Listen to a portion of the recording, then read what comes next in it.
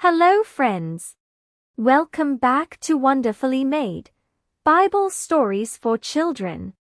Last time, we learned about the challenges in Jacob's growing family and how jealousy can cause hurt feelings. But we also saw that God's love is bigger than our struggles. Today, Jacob is making a big decision. It's time to leave Haran and go home. But Jacob has unfinished business waiting for him. Do you remember his brother Esau? What will happen when they meet again after all these years? Let's find out.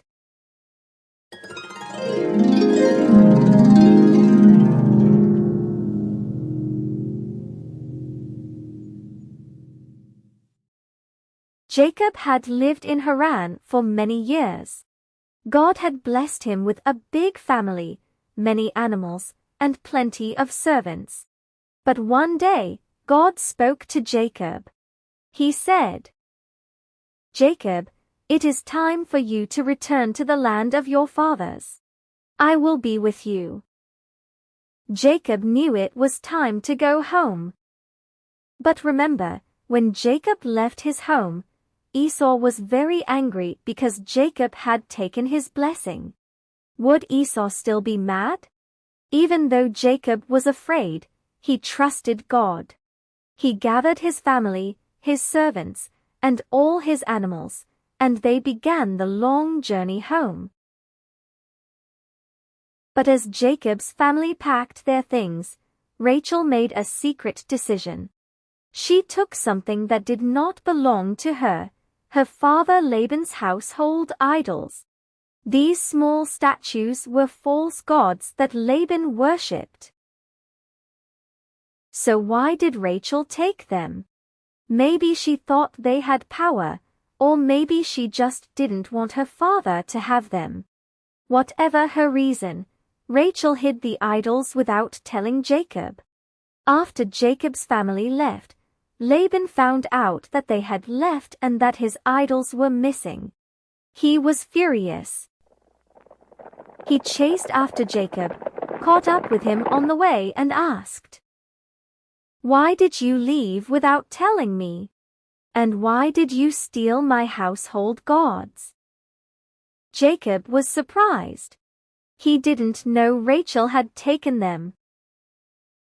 He replied, "I did not steal anything. If you find anyone with your idols, that person will not live." Jacob did not realize his words were dangerous. Rachel was the one who had them.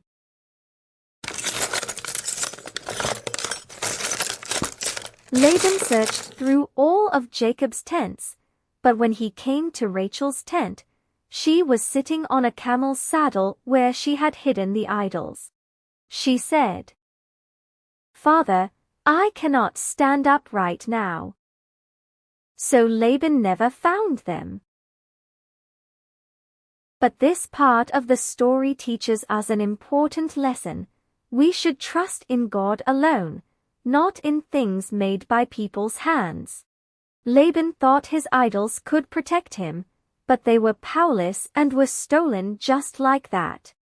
It was God who had blessed Jacob and taken care of him. Let's pause for a moment and think. Do people today still put their trust in things instead of God? Sometimes people trust in money, lucky charms, or even other people more than they trust in God. But this story reminds us that only God has real power. When we trust Him, we don't need anything else. Let's continue our story. Even though Laban never found his idols, he and Jacob still had to settle their argument. After a long discussion, they made a peace agreement and promised not to harm each other.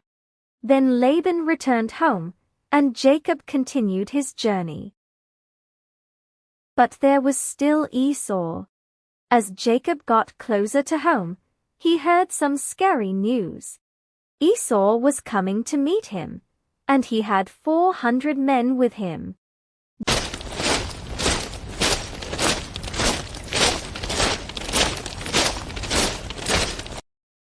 Jacob was afraid. Would Esau attack him? That night, Jacob prayed to God. He reminded God of his promise and asked God to protect him and his family. Jacob also decided to send gifts to Esau: goats, sheep, camels, and donkeys, hoping to show that he wanted peace. Then, something amazing happened. As Jacob was alone that night, a man appeared and began wrestling with him. They wrestled all night long.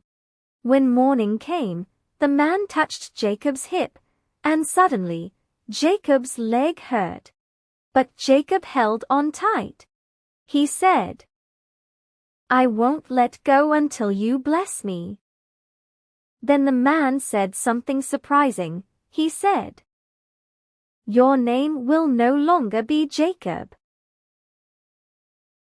From now on, you will be called Israel, because you have struggled and overcome." Jacob realized he had been wrestling with God's messenger. Even though he was afraid, God had given him strength to face the challenges ahead. The next day, Jacob finally saw Esau. Worried, he bowed 7 times as he approached him. Would Esau be angry? Would he fight? Instead, something unexpected happened. Esau ran to Jacob and hugged him. Tears filled Jacob's eyes. Esau had forgiven him. After all these years, instead of anger, there was love. Jacob had feared the worst, but God had healed their relationship. This story teaches us that even when we are afraid, God goes before us and makes a way. It also shows us the power of forgiveness. Esau chose love instead of anger, and because of that, both brothers found peace.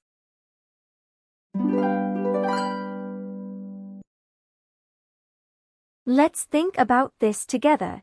Have you ever been afraid to face someone you hurt in the past?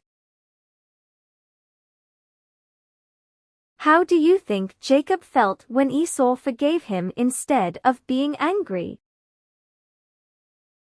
Why is forgiveness so important? Even when we make mistakes, God can restore relationships and bring peace to our hearts.